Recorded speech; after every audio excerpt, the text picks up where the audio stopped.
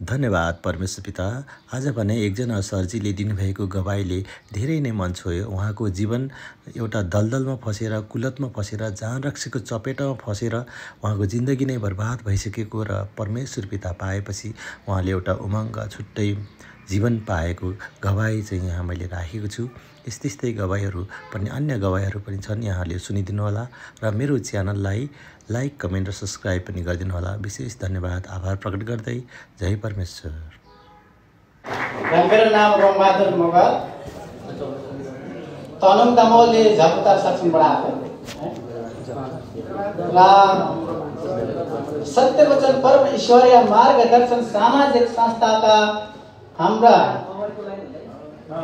Shri Krishna sir र Radhika ma'am जो हामीले अन्ध्यारो बाटोबाट यहाँसम्म गरेर ल्याउनुभयो, उहाँलाई चाहिँ सुसमानको निम्ति भरिपूर्ण आशिष परमेश्वरको जोरदार ताली बजाइदिनुहोला। र मेरो गवाई भन्छु, परमेश्वर चिन्ता नचिन्ता कस्तो थियो र आज परमेश्वर चिन्तामा कस्तो छु भन्ने कुरा म भन्ने चाहन्छु है। म परमेश्वरलाई नचिन्दा चाहिँ कस्तो थियो भने एकदम रक्सी खाने है, धेरै रक्सी खाने र रक्सी खाने पनि एउटा कारण थियो। मेरो मन एकदम आत्तिने, आत्तालिने, कहाँ जाने, कहाँ के गर्ने, कसो गर्ने, एक ठाउँमा बस्न नसक्ने र जब एक गिलास रक्सी खाएपछि फेरि मन आनन्द हुने कि मलाई त्यस्तो हुन्थ्यो र संसारले भन्नुहुन्थ्यो मलाई यो मान्छे त रक्सीले खत्तमै भयो। तर मेरो मनमा त के थियो म आफैले मात्र थाहा थियो। तर मैले भन्ने गर्थेँ म रक्सीले बाँचेको छु, तर अरूले भन्थ्यो यसले अब रक्सीले सिद्ध्याउँछ। म अचम्मै लाग्थ्यो। त्यसो गर्दा गर्दा गर्दा जब धेरै खाँदै गएपछि त के भयो भने मलाई बिमारी पनि हुन थाले। कहिले श्रीमतीले मलाई लामा ढाँगेतिर बोकेर डोर्याएर लिएर जान्थ्यो भने कहिले हस्पिटलतिर लिएर जानुहुन्थ्यो त कहिले चारतिर दौडाउनुहुन्थ्यो है। मैले मनभित्र विश्वासै थिएन। म त लिएर जाँदा पनि मलाई त रक्सी जस्तै जो खेतमा बाछो जोड्ने बेलामा त्यो सिकाउने बेलामा जो अगाडि घाँस डोर्याएर हिँड्छ नि, हो त्यसरी मलाई मेरो श्रीमतीले रक्सी देखाउँदै लिएर जानु पर्थ्यो।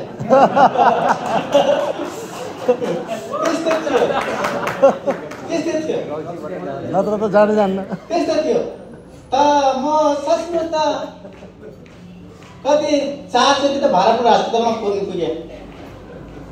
तर मान्छेको उसरी 4 चोटि हस्पिटलमा पुग्दाखेरि मैले चाहिँ कमसे कम 4 लाख जति सिद्ध्यायो होला है।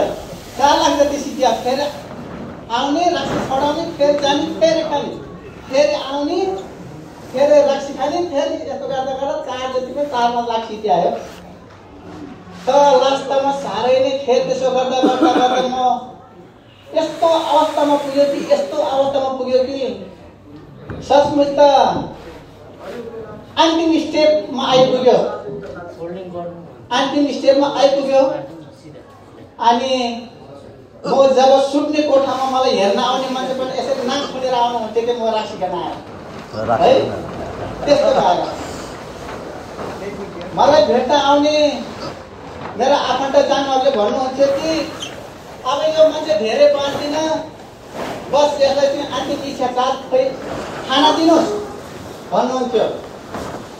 अन्तिम इच्छा राखी खाना दिनुहोस् भन्नुहुन्थ्यो। तर 2 बोतल त खाइसकेँ मैले। अन्तिम इच्छा राखी पनि खाइसकेँ मैले। बारी मलाई चिन्न जान्नेहरूले यो मान्छे अब बाँच्दैन भनेर मैले अन्तिम इच्छा राखी पनि खाइसकेको मान्छे म। त लास्ट एक दिन के भयो भने मसँग काम गर्ने गर्छ। त म मार्बल टाइलको काम गर्ने गर्छ। मसँग काम गर्ने मेरै आफ्नो साली हुनुहुन्छ, उहाँले पनि सक्षम चलाउनुहुन्छ है, हरिमाया राणा। उहाँले नै मलाई सुसमाचार सुनाएर परमेश्वरको सन्तान बनाउनु भयो है, सन्तान बनाउनु भयो। उहाँलाई पनि यसै परमेश्वरको यही ठाउँबाट नै उहाँलाई पनि परमेश्वरको भरिपूर्ण आश र सुसमाचारको निम्ति अझै पनि जोरदार ताली बजाइदिनु। र सचमुच त मलाई त्यो दिन सायद मेरो अन्तिम दिन थियो होला। मलाई कस्तो लाग्थ्यो भने सुत्दाखेरि के भन्थ्यो भने अँध्यारो रात घरि यतातिर लैजाने, घरि यतातिर यो संसारको ठाउँतिर देख्ने, त्यस्तो गर्थ्यो। त म आत्ताले हुन्छु ओ म त आज त लास्ट सिद्धिन रहेछ भन्ने जस्तो हुन्थ्यो है। अनि त्यसपछि म ठ्याक्क फेरि निन्द्रामा आएछ। मलाई सचमुच त परमेश्वर पिताले त्यो बेलामा मलाई अङ्कुशी हाल्दै हुनुहुँदो रहेछ। किनभने सचमुच त मलाई अन्य भाषामा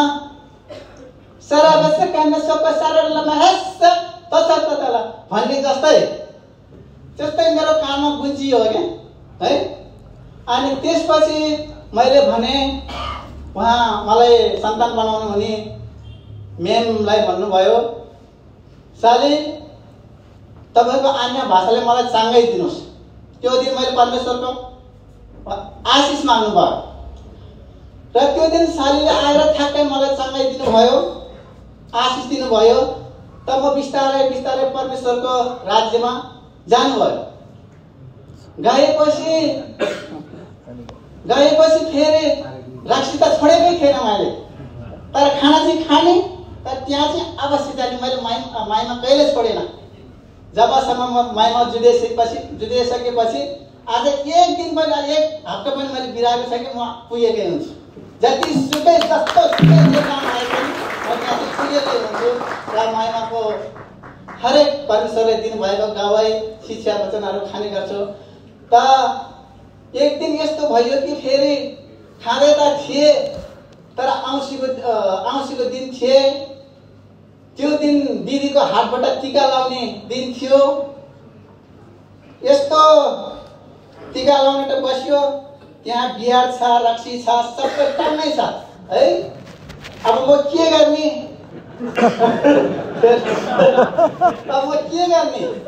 अब खाने कि नखाने जस्तो लाग्यो। र मलाई सचमुच त परमेश्वर पिताले जोगाउनु रहेछ। मेरो कानमा एउटा आवाज यस्तो आयो, तिमी नखाऊ जस्तो लाग्यो। त्यहाँदेखि मैले त्यो रक्सीलाई चट्टै छोड्यो।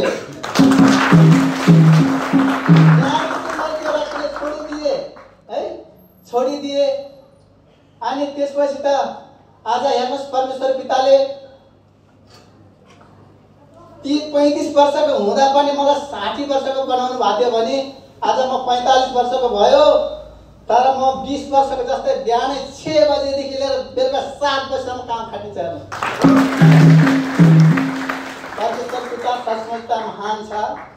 त्यसैले म त सचमुच परमेश्वर पिताको यसरी उभिएर आज यसरी माइक समाएर बोल्न सक्दा पनि मलाई गर्व लाग्छ कि परमेश्वर पिताले मलाई के सिकाउँदै हुनुहुन्छ है। जुन बेला म त्यो सानो माइमा गाएर यसरी बोल्न खोज्दाखेरि म कामिरहन्थेँ क्या। त म आज यत्रो परमेश्वरको हिरा जस्तो चम्किने सन्तानको माझमा म पनि बसेर यसरी परमेश्वरको महिमा गर्न पाउँदा त मलाई गर्व लाग्छ। त्यसो भएर सम्पूर्णले परमेश्वर पिता सचमुच त महान छ भन्दै मेरो अन्तिम इच्छा चाहत पनि यही छ कि सचमुच त परमेश्वरको सदा सर्वदा जय जयकार गरेर हिँड्नेछु। र म जस्तै दुःख र दलदलमा परेका लत्रेर खुत्रेर बसेकालाई सुसमाचार सुनाएर म जस्तै यहाँसम्म म जस्तै बोल्ने बनाउने मेरो पनि इच्छा चाहत छ। धन्यवाद छ। जय परमेश्वर। परमेश्वर पिताजीको सम्मान स्वरूप यहाँ हुने सम्पूर्ण विसर्जनको पवित्र हातबाट जोरदार ताली बजाउनु। र यस सत्यवचन परमेश्वरी मार्गदर्शन सामाजिक संस्थामा र हामी सबैका संस्थापक या हामी सबैका अग्रज हाम्रा सबैका प्रिय हाम्रा गुरु श्री कृष्ण सर र उहाँको घर परिवारमा पनि सम्पूर्ण विश्वासी सन्तानहरूको पवित्र हातद्वारा जोरदार ताली स्वागत गरौँ। र यस सामाजिक संस्थामा आबद्ध भएर विभिन्न पद सम्हालेर बस्नुहुने सम्पूर्ण सरजी मेडमजीहरूलाई र यहाँ आउनुहुने विश्वासी जनहरू जो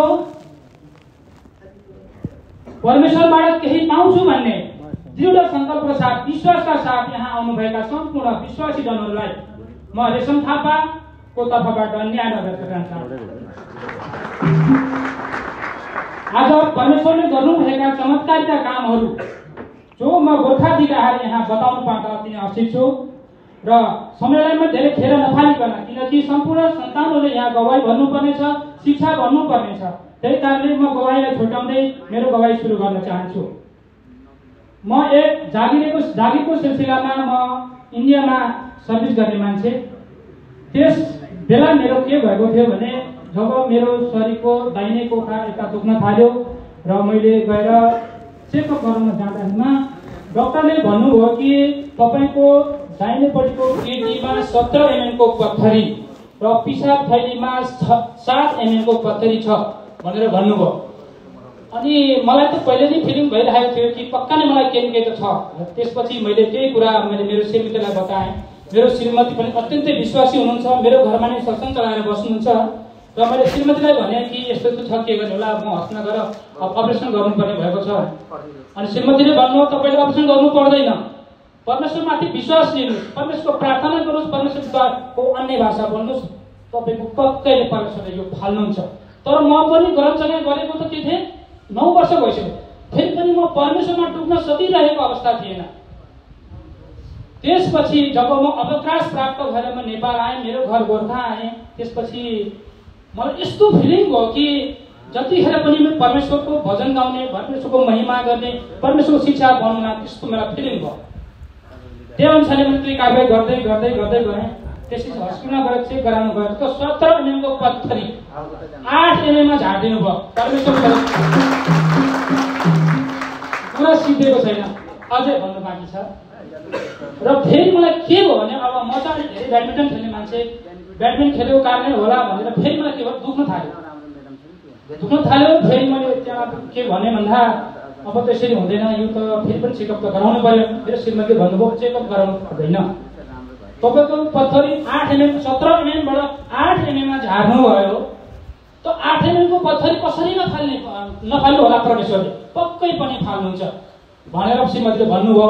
त्यसपछि म पहिले त्यति विश्वास गर्दिनँ, एकदम विश्वास गर्ने भएँ। राति 12 बजे उठेर म अन्य भाषा बोल्न सक्ने भएँ, अन्य भाषा 1.5-2 घण्टा बोल्न थालेँ। त्यसपछि बोल्दा के हो, मलाई निन्द्रा लागेको छ। अनि मैले के भएँ, हामी सबैका अगुवा श्रीकृष्ण सरले दिनुभएको शिक्षा मोबाइलमा मैले सेभ गरेर राखेको थिएँ र त्यही मैले हेडफोनमा लगाएर सुनेर बसेँ। त्यही अवस्थामा के मलाई अचानक के भयो, मेरो निन्द्रा एकदम जति पनि प्रक्रियाहरू भइरहेको छ सब चाल पाइरहेको छु। तर त्यही बेला मलाई के भयो, यति ठुलो रोड पछाडिबाट मलाई ट्राफिक पुलिसले लखेट्दै आइरहेको छ। त्यसकै लगभग 50 मिटरको ठाउँमा चाहिँ यति सेतो मान्छे, यति ठुलो, हामीभन्दा लगभग 3 गुणा ठुलो, यस्तो भान हुन्थ्यो कि उसको शरीरबाट यति धेरै प्रकाशहरू हामीतिर आइरहेको थियो, जस्तो रिफ्लेक्सन भएर त्यसरी आइरहेको मलाई फिलिङ भयो। म उति धेरै के गरेँ भन्दाखेरिमा त्यसैको म रोडको किनारमा गएर फेरि एउटा दाहिने हात छातीमा राखेर फेरि प्रार्थनामा जुट्न गएँ। त्यो मेरो झल्यासम्म के भएँ, बिउजिए। त मेरो सबै हात खुट्टा शरीर सबै कामिरहेको थियो। त्यसपछि झन् म उत्साहित भएँ कि परमेश्वरले स्वर्गदूत खटाएर ममा भएको पीडा, जे पीडा त्यसलाई भगाउनलाई सब परमेश्वर गर्नु भन्ने एउटा फिलिङ भयो। त्यसपछि म फेरि के भएँ, प्रार्थना प्लस म अन्य भाषामा जुट्न थालेँ र मैले भन्ने गर्थेँ प्रार्थनामा, पिता त्यो 8 mm को पत्थरी हजुरले टुक्रा टुक्रा गरेर पिसाब दराउने फ्याँक्नुपर्छ। पिता हजुर जीवित हुनुहुन्छ, हाम्रो मनमा नै हुनुहुन्छ भनेर दृढसँग साथ मैले अन्य भाषा प्रार्थना गर्दै गर्दै गएँ।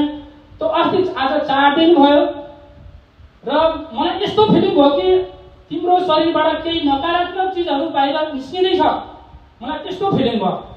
अनि म पिसाब फेर्न गएँ, मलाई पुरै विश्वास, एकदम विश्वास भयो कि मेरो पत्थरी चाहिँ पिसाबद्वारा निस्किँदैछ भनेर। जब मैले पिसाब गरेँ त अचानक कसरी निस्क्यो पत्थरी त पुरा पिसाबद्वारा निस्क्यो। त्यसपछि मैले त्यसलाई टिपेँ, धुलाएँ र श्रीमतीलाई देखाएँ। त्यसपछि श्रीमती पनि त उत्साहित हुन्छ, यसै त उत्साहित झनै उत्साहित हुनुभयो। सर्वशक्तिमान महान कार्य परमेश्वर पितालाई फेरि पनि जोरदार ताली। हिजोको दिनमा मेरो ब्लड प्रेसर 170/114, 120, 180/114, 120 भन्दा कम कहिले पनि हुन्थ्यो। र मेरो ढाड दुख्ने समस्या, मेरो बायाँपट्टिको किडनी पनि एकदम अलि हल्का सुन्निएको छ भनेको थियो। तर आज मेरो शरीरमा जगत कथा केही पनि छैन, पुरा जिरो। त्यही कारणले हामी भन्ने गर्छौँ परमेश्वर जीवित हुनुहुन्छ र हाम्रो शरीरमा नै मनमा नै बस्नु भएको छ। त्यही कुरालाई आत्मसात गर्दै हामीले गर्नुपर्ने कर्तव्य पुरा गर्यौँ भने अवश्य पनि हाम्रा जे पनि पीडा छन्, दुःख छन्, कष्ट छन्, सब हामीलाई परमेश्वरले फ्याँक्नुहुनेछ भन्ने दृढ सङ्कल्प आफूले लिनुहोला। र आज यसलाई नलबेकन मेरो गवाई अन्त्य गर्न चाहन्छु र मेरो इच्छा चाह यही छ, परमेश्वरले डोराउनु भएको बाटोमा हिँड्ने र समाचारनुसार समाचार सुनाउने, आफू उत्साहित भएर अरूलाई पनि उत्साहित गराउनु मेरो मन चाहन्छ। त्यो पनि परमेश्वरले सबै पुरा गरिसक्नुभयो। जय परमेश्वर, धन्यवाद। धन्यवाद परमेश्वर पिता। कतिको उत्साहित हुनुहुन्छ नि धेरै होइन। अब गवाईको टाइम चाहिँ होइन बहुत धेरै छ, त्यही भएर जतिजना लाइनमा हुनुहुन्छ त्यतिजना मात्रै आउनु होला। अब नथपिदिनु होला, अर्कोचोटि चाहिँ मन बनाउनुहोस् है। हुन्छ, गवाईकै टाइम ल। परमेश्वर पिता हजुरलाई धन्यवाद। हामी माझ विराजमान हुनुहुने परमेश्वर पिताको लागि पवित्र हातद्वारा जोरदार ताली। सत्य वचन परमेश्वरीय मार्गदर्शन सामाजिक संस्थाका संरक्षक सरजी र म्यामजी र यसै संस्थामा आबद्ध भई आफ्नो पद सम्हाल्नुहुने विभिन्न पदाधिकारीहरूलाई परमेश्वर पिताको भरिपूर्ण आशिष र जोरदार ताली। र आज यहाँ परमेश्वरको महिमा गर्ने भनी आउनुभएका सम्पूर्ण परमेश्वरको छोराहरूमा म राहुल गुरुङको तर्फबाट जय परमेश्वर। मैले परमेश्वर चिन्ने मौका पाएँ आफ्नै मम्मीबाट र म मम्मीकै गवाईबाट सुरु गर्न चाहन्छु। मम्मी चाहिँ पहिला कस्तो थियो भन्दा परमेश्वर नचिन्दा एकदमै प्रेसर हाई हुने र समय समयमा एकदम प्रेसरको कारणले ढल्ने, बिहोस हुने त्यस्तो हुन्थ्यो। अनि जब परमेश्वर चिन्ने मौका पाएँ, परमेश्वरले मम्मीको प्रेसर एकदमै भलाचङ्ग बनाएर मम्मीले दिएको बनाइदियो। परमेश्वर पिताले धन्यवाद। र पहिला त्यस्तो बिहोस हुँदै ढल्ने मान्छे आज आफ्नै घरमा परमेश्वरको महिमा खोलेर एकदम उत्साहित हुँदै हिँड्नुहुन्छ कि मेरो मम्मी। परमेश्वर पितालाई धन्यवाद। र मैले एउटा सरजीको गवाई सुनेको थिएँ, कृष्ण प्रजापति सरजीको।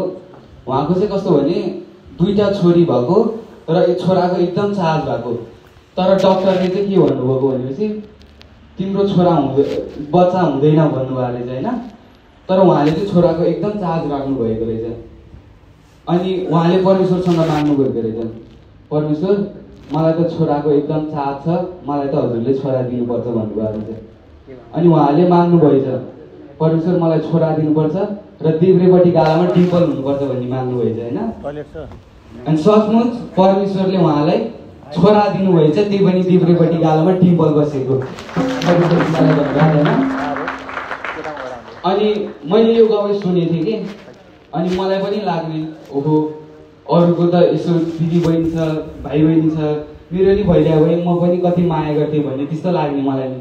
मैले नि ठ्याक्कै त्यो गवाई सुनेर गएको थिएँ। अनि मैले पनि परमेश्वरलाई भने कि, अनि तर डक्टरले चाहिँ मम्मीलाई के भन्नुभएको रहेछ, तिम्रो प्रेसर छ, तिम्रो बच्चा हुँदैन भन्नुभएको रहेछ मम्मीलाई। बच्चा भयो नि अपाङ्ग हुन्छ भन्नुभएको रहेछ होइन। अनि तर मैले परमेश्वरलाई मागेँ, परमेश्वर मलाई पनि सरजीको जीवनमा गरे जस्तो मेरो जीवनमा पनि हजुरले गर्नुपर्छ भनेर मैले परमेश्वरलाई मागेँ।